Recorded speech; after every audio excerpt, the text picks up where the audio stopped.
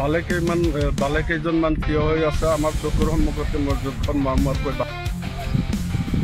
ক্ষন্তেক সময় পূৰ্বে আমাৰ ধুবুৰী জিলাৰ দক্ষিণ পাৰৰ ফকীৰগঞ্জ বাছমুৰা গাঁৱৰ মছজিদ চকুৰ সন্মুখতে কেমেৰাৰ সন্মুখতে মছজিদ ব্ৰহ্মপুত্ৰ নদীত বিলীন হৈ গ'ল।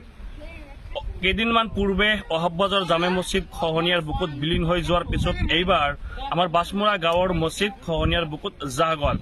প্ৰতিদিনেই প্ৰবল খহনীয়াৰ তাণ্ডৱ চলি আছে। বিশেষকৈ আমাৰ ফকীৰগঞ্জ অহব্বজাৰ নিচিন্ন হৈ গ'ল। এতিয়া আমাৰ বুচাইমাৰী বান্ধ যদি খহনীয়াৰ বুকুত বিলীন হৈ যায়, বিস্তীৰ্ণ অঞ্চল এটা ভয়াৱহ সৃষ্টি হ'ব।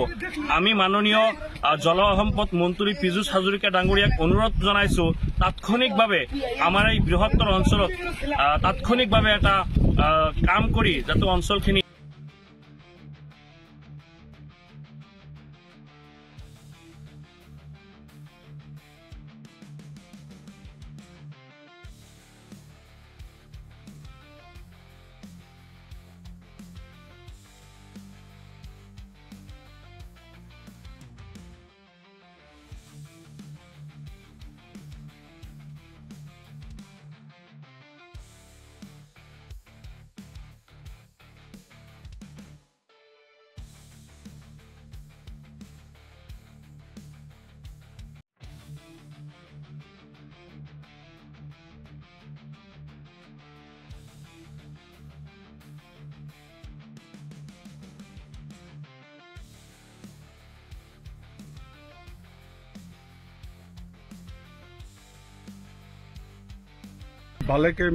ভালেকেইজনমান থিয় হৈ আছে আমাৰ চকুৰ সন্মুখতে মছজিদখন মৰমৰকৈ।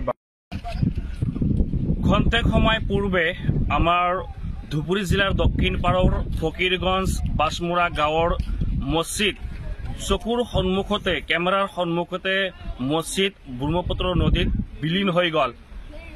কেইদিনমান পূৰ্বে অহব্বজাৰ জামে মছজিদ খহনীয়াৰ বুকুত বিলীন হৈ যোৱাৰ পিছত এইবাৰ আমাৰ বাছমুৰা গাঁৱৰ মছজিদ খহনীয়াৰ বুকুত জাহ গ'ল।